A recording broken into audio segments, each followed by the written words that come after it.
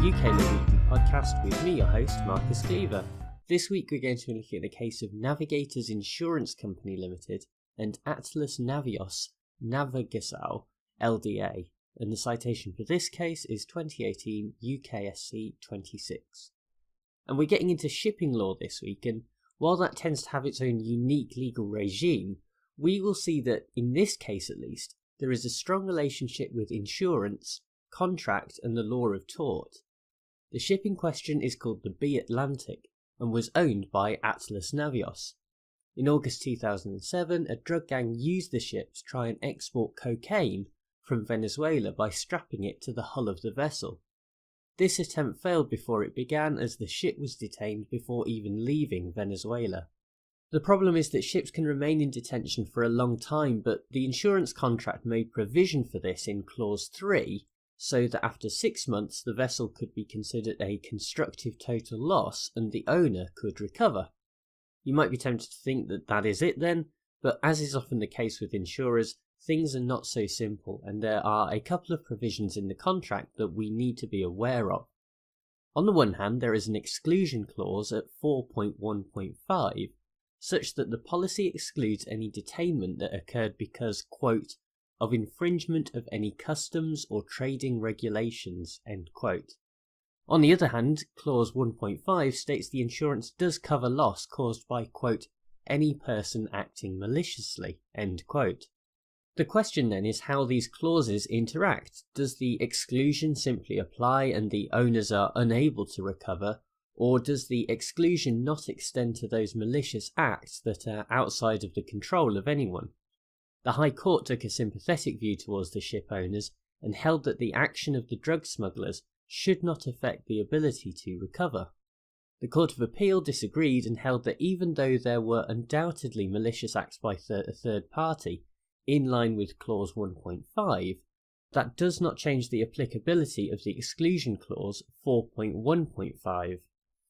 When the case went to the Supreme Court, the justices began with an unusual revelation. In the run-up to the case, it had been accepted by both sides that the smugglers had been acting maliciously for the purpose of clause 1.5, but the Supreme Court disagreed with this approach.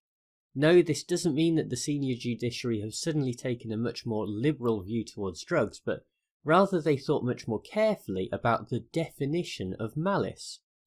For us to consider this, think about the circumstances in which someone would be acting maliciously towards you. Say the person next to you on the train deliberately refused to move their massive bag when you were trying to get past. That would be malicious because they are doing something to deliberately spite you. Now say that they deliberately pile that massive bag on top of your box that is marked fragile. Again, even though this is directed at your property rather than your person, it is still malicious towards you in a general sense.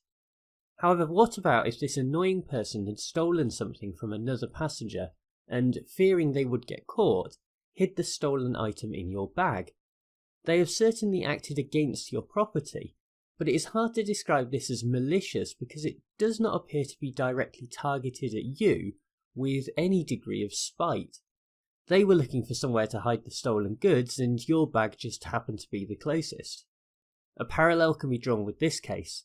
The people who were trying to smuggle cocaine were not trying to get the ship detained or acting maliciously against the ship owners. In fact, they had a vested interest in the ship not being detained. To provide legal authority for this interpretation, the justices turned to something called the Institute Clauses, that are standard clauses in the marine insurance contracts.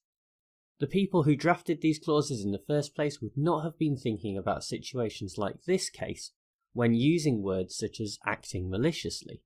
Instead, they would have had in mind third parties who were directly damaging the vessel through their actions.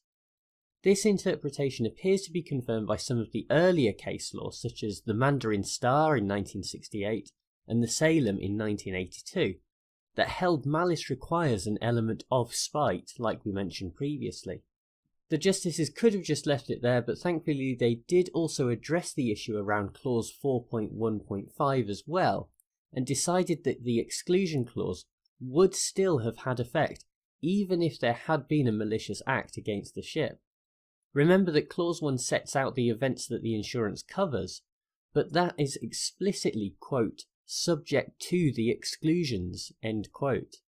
Any attempt to try and read the wording so that a meaningful distinction is drawn between the malicious act that would allow for a claim and the infringement of customs regulations that is excluded simply does not work because they both revolve around the same event. Where there are two causes of loss, it is not up to the courts to choose one of them, but rather to apply an interpretation that gives the best meaning to the words in the context of the contract.